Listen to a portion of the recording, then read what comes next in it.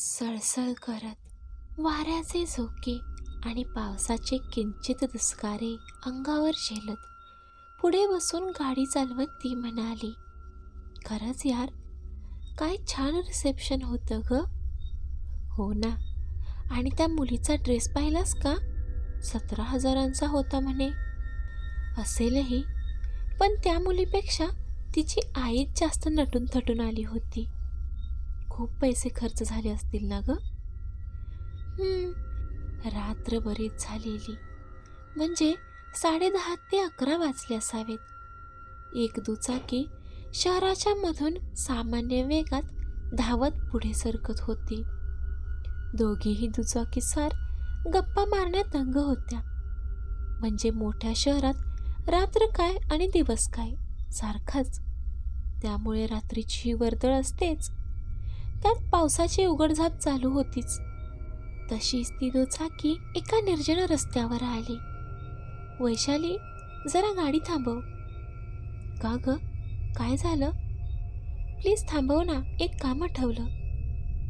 वैशालीनं वेग कमी करत गाडी रस्त्याच्या कडेला घेतली. तशी मागे बसलेली मनीषा गाडीवरून उतरत म्हणाली, फक्त 5च मिनिटं, बाबांची औषधं घ्यायची आहेत ग. तसं वैशालीनं मागे पाहिलं तर काही अंतरावर, जेमतेम 50-1 पावलांवर एक मेडिकल स्टोअर होतं. थोडी गर्दी होतीच, त्यामुळं थोडा वेळ तिथे जाणारच होता. तशी काळजीवजा विनंतीच्या स्वरात वैशाली म्हणाली, पण लवकर हा, नाहीतर घरी ओरडतील. आधीच खूप उशीर झालाय आणि रस्ताही खूप सुना वाटतोय. काय ग, तुला कधीपासून भीती वाटायला लागली? म्हणत मनीषाने मेडिकलच्या दिशेने निघाली. असे म्हणत मनीषा मेडिकलच्या दिशेने निघाली तशी वैशालीची नजर आजूबाजूला फिरू लागली. उजव्या बाजूला बंद झालेल्या पानांच्या गंजलेल्या टपऱ्या, तर 10-15 फुटांवर कचऱ्याचा कोंडाळा जो तुडुंब भरून ओथंबून वाहत होता. आणि डाव्या बाजूला अगदी तिच्यापासून 8 ते 10 फुटांवर एक भलं मोठं आंबट चिंचेचं झाड होतं. त्या झाडाच्या पलीकडे असलेली 15 ते 20 फूट उंचीची दगडी भिंत. हे पाहत वैशाली स्वतःशीच पुटपुटली, मला नाही वाटत भीती. एक 25शीतील उंच तरुण रस्त्याच्या कडेला त्या झाडाखाली उभा होता. मागून येणाऱ्या एका 4-चाकी वाहनाच्या प्रकाशात तो दिसला. किंचित सावळा, खुरटी दाढी आणि किंचित उभट चेहरा. मध्यम बांध्याच्या त्या तरुणाच्या डोळ्यावर चौकोनी फ्रेमचा चष्मा होता, जो लाईटच्या प्रकाशात किंचित चमकत होता. वैशाली काहीच न बोलता मेडिकल स्टोअरच्या दारात उभ्या असलेल्या आपल्या मैत्रिणीकडे पाहू लागली.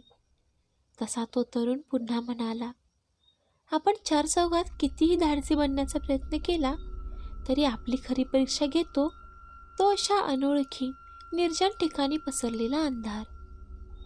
वैशाली काहीच बोलली नव्हती. तसा आपल्या करड्या पुरुषी आवाजात तो तरुण पुन्हा म्हणाला, भीती वाटते ना माझी? पण घाबरू नका, मी काही भूत नाही. Excuse me? माझा भूतांवर विश्वास नाही आणि अनोळखी लोकांसोबत मला बोलायला आवडत नाही.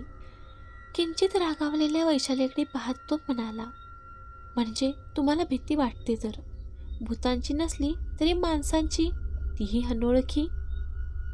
थोडा रागातच तिने आपला मोबाईल काढला आणि मेडिकलच्या दारात उभ्या असलेल्या मनीषाला कॉल केला. अजून किती वेळ लागेल? मनीषा म्हणाली, झालं 5च मिनिटं. तशीच गाडीवर बसून तिची नजर त्या युवकाला शोधू लागली, पण तो कुठेच दिसत नव्हता. आजूबाजूला पाहतच ती पुटपुटली, इडियट कुठला, मला बोलावलंत का? दुसऱ्या सेकंदाला त्या तरुणाचा आवाज आला. तशी ती पुन्हा दचकली, पण दुसऱ्या क्षणी स्वतःला सावरत मागे वळली. तुम्ही घाबरलात ना? मला भूत समजून दचकलात ना? हे बघा, मला असल्या फालतू गोष्टींवर विश्वास नाही. तुम्ही काही पण म्हणा, पण तुम्ही घाबरलाय, कारण तुम्ही मगासपासून 10 वेळा तरी माझ्या पायाकडे पाहिलं असेल. मी नोटीस केलं ते. तशी वैशाली गोंधळली. आता ती चांगलीच बुचकळ्यात पडली होती. मनात विचार येऊ लागले, इथून मेडिकलमध्ये उभे असलेल्या मैत्रिणीकडे जावं तर याला वाटणार की आपण घाबरलो, आणि इथंच थांबावं तर याची फालतू बडबड ऐकावी लागेल. तिने आपली नजर मागे मेडिकलकडे फिरवली. मनीषा तशीच उभी होती आणि तिच्या पुढे आणखी काही लोक उभे होते. त्यात 1-2 महिलाही होत्या. त्या मुलाकडे पाहत वैशाली म्हणाली, हो पाहिलं मी तुमच्या पायाकडे. मग काय? तसा गंभीर आवाजात तो म्हणाला, तुमची मैत्रीण त्या बंद मेडिकलच्या दारात एकटीच उभी आहे, हे दिसतंय का तुम्हाला? त्याच्या या वाक्याने वैशाली पुरती हादरून गेली आणि झटकन मान वळवली. पण मेडिकल तर उघडं होतं आणि दारात गर्दीही होती. ती थोडी संतापलीच होती. तसा तो युवक शांतपणे म्हणाला, मी शुद्धीवरच आहे, पण तुमची नजर तुम्हाला धोका देते. नीट बघा. आपण कितीही नाही म्हणालो तरी मनाच्या एका कोपऱ्यात भीतीही दडलेलीच असते. आणि प्रत्येक शहरात असं एखादे तरी ठिकाण असतंच जिथून जाताना मनात किंचितशी भीतीही वाटतेच. असेल कदाचित, पण मग त्यातला इथे काहीच संबंध येत नाही. आहे ना, ही सरकारी दवाखान्याची मागची भिंत, आणि या भिंतीच्या बरोबर पलीकडे एक रूम आहे, पोस्टमार्टम रूम, जिथे आत्ताही एखाद्या मृत शरीराची चिरफाड चालू असेल. बस. कानावर हात ठेवत तिनं डोळे बंद करून त्याचं बोलणं मध्येच थांबवलं आणि खिशातून आपला मोबाईल काढून उगाचच कानाला लावला. पण न राहून त्या डाव्या बाजूच्या उंच भिंतीकडे तिरक्या नजरेनं पाहिलं. तसं तिचं मन खूपच अस्वस्थ झालं.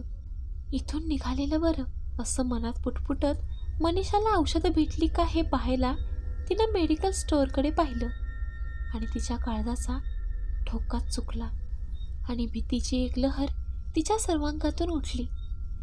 खरंच ते मेडिकल बंद होतं आणि दारात मनीषा एकटीच उभी होती. शांतपणे वैशालीकडे रखरखत्या नजरेने पाहत होती. हे दृश्य पाहताच तिच्या घशाला कोरड पडली. त्या क्षणी वाटलं की संपूर्ण जग जागेवर थांबलं आहे की काय, आणि डोळ्याचं पातं लवतं न लवतं तोच सर्व काही पूर्ववत झालं. मेडिकल उघडं होतं आणि मनीषा त्या स्टोअरवाल्यासोबत बोलत होती. वैशालीने झटकन मान फिरवली आणि मगापासून बडबड करणाऱ्या त्या तरुणाला पाहू लागली, पण तो तर कुठेच दिसत नव्हता. अजूनही काळी झळझळत होतं. त्या चिंचेच्या झाडाखाली उभी तिची भेतरलेली नजर आणि काळजाचे वाढलेले ठोके भीतीची चांगलीच जाणीव करून देत होते. तितक्यातच एका कुत्र्याच्या भुंकण्याने ती पुरती दचकली. त्या आवाजाच्या दिशेने पाहिलं तर शरीराचा पिंजरा झालेलं, फिकट तपकिरी रंगाचं आणि पायाने किंचित लंगडणारं एक गावठी कुत्रं रस्त्यापलीकडून जोरजोरात भुंकत होतं. वैशालीची नजर त्याच्याकडे गेली तर ते भटके कुत्रे त्या चिंचेच्या झाडाकडे पाहत होतं आणि सारी शक्ती एकवटून भुंकत होतं. वैशालीकडे गंभीरपणे पाहत त्याने आपली नजर पुन्हा त्या कुत्र्याकडे वळवली. हे पहा, ज्यावेळी कुत्री अशी विनाकारण भुंकतात तेव्हा त्यांना परिसरात एखाद्या वाईट शक्तीचा आभास झालेला असतो. त्याचं बोलणं ऐकताच वैशालीने त्या कुत्र्याकडे पाहिलं तर ते पलीकडून त्या झाडाकडे पाहत भुंकत होतं. म्हणजे मला काही समजलं नाही. वैशाली प्रश्नार्थी नजरेनं त्याला पाहू लागली. तसा तो म्हणाला, म्हणजे भूत, पिशाच आणि चेटकीन या प्रकारच्या काही वाईट शक्ती. वैशालीची आता चांगलीच तारांबळ उडाली. तिने त्याचं बोलणं टाळत आपल्या मैत्रिणीकडे पाहिलं तर तिला मनीषा तिथून येताना दिसली. तिला वाटलं, बरं झालं, आता याच्यापासून तरी सुटका होईल. मनीषा तर आली, पण तो मुलगा तिथून अचानकच गायब झाला. वैशालीने दुर्लक्ष करत गाडी चालवायला घेतली. काय फालतू मुलगा होता तो, उगाचच बडबडून मला बोर करत होता. तू काही पण बोलू नकोस, मी मगाचपासून तुझ्याकडे पाहत होते.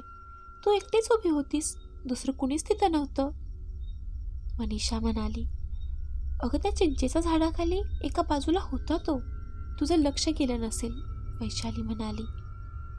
कदाचित, पण असं म्हणतात की चिंचेच्या झाडाखाली वाईट शक्तींचा वास असतो. म्हणजे म्हणजे भूत वगैरे? मनीषाचं हे बोलणं ऐकताच वैशाली शांत झाली आणि इतक्यात मागून आवाज आला.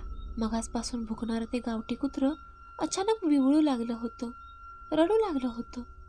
तिचं मन अजूनच जास्त अस्वस्थ झालं. काहीच न बोलता ती विचार करू लागली की इतका वेळ मी कोणाशी आणि का बोलत होते. इतक्यात मोबाईलची रिंग वाजली आणि ती तिच्या विचारातून बाहेर पडली. बाबांचाच फोन असेल, आता मला चांगलेच ओरडणार ते, असं म्हणत तिने गाडी बाजूला घेतली आणि कॉल रिसीव्ह केला. पण पलीकडच्या व्यक्तीचा आवाज ऐकताच तिचं डोकं सुन्न झालं. डोक्यात लाल मुंग्यांचं वारं उठावं असं तिला वाटू लागलं. तिनं आपल्या आजूबाजूला पाहिलं आणि तिच्या काळजाचे ठोके वाढायलाच लागले. शेवटी एका भयंकर मानसिक दबावानं तिला भोवळ आली आणि ती जागेवरच कोसळली. तिला शुद्ध आली ती दुसऱ्या दिवशी. अहो, वैशाली शुद्धीवर आली, वैशालीची आई म्हणाली. डॉक्टर आणि तिचे बाबा धावतच जवळ आले. बाळ, आता कसं वाटतंय आणि काल रात्री काय झालं होतं हे तुला आठवतंय का? डोळे उघडून आजूबाजूला पाहिलं तर ती हॉस्पिटलमध्ये होती. वैशाली अजूनही त्या धक्क्यातून सावरली नव्हती.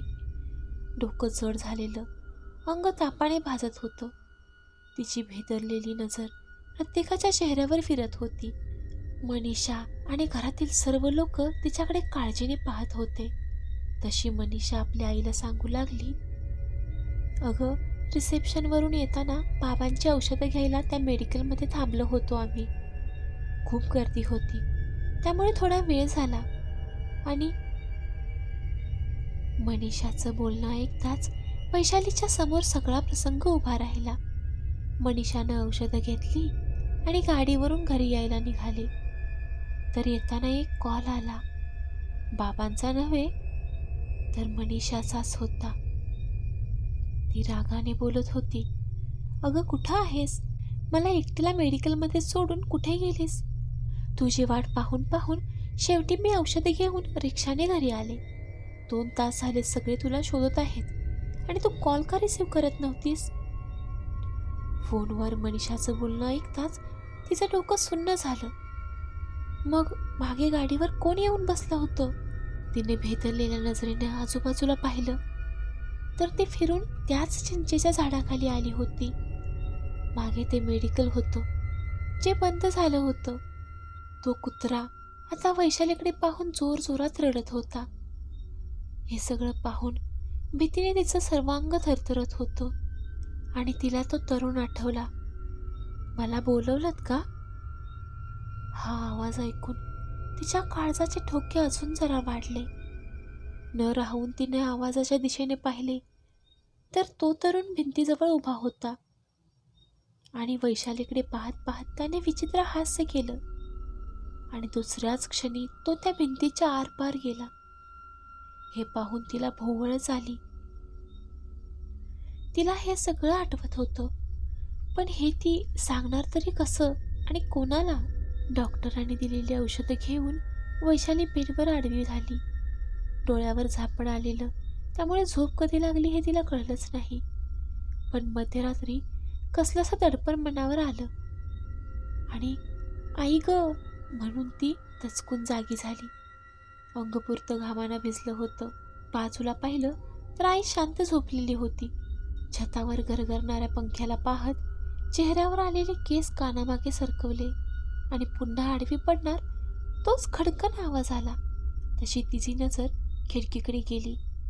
खिडकीवर लावलेला फिकट गुलाबी पडदा घोंघावणाऱ्या वाऱ्याने हेलकावे घेत होता. बेडवरून खाली उतरून ती चालत खिडकीजवळ गेली. पडदा बाजूला करत पाहिलं तर बाहेर पावसाच्या तुरळक सरी कोसळत होत्या. खांबावरील पिवळ्या नारंगी दिव्यांनी रस्ता उजळून निघालेला होता. तशी तिची नजर एका ठिकाणी स्थिरावली. मंद वाऱ्याने हेलकावे घेत एक चिंचेचं झाड रस्त्याकडेला उभं होतं. ते पाहताच तिचं मन थोडं अस्वस्थ झालं आणि तिला मनीषाचं वाक्य आठवलं. असं म्हणतात की चिंचेच्या झाडाखाली वाईट शक्तींचा वास असतो. खरंच तो मुलगा एक आत्मा असेल का? ती हा विचार करते न करते तोच तिला त्या झाडाखाली तो तोच तरुण उभा दिसला. तो तिच्याकडेच पाहत होता. भीतीने तिचं सर्वांग शहारून आलं. तिने सटकन पडदा बंद केला आणि न राहून पुन्हा किंचित डोकावून पाहिलं. पण यावेळी तिला तो मुलगा तिथे दिसलाच नाही.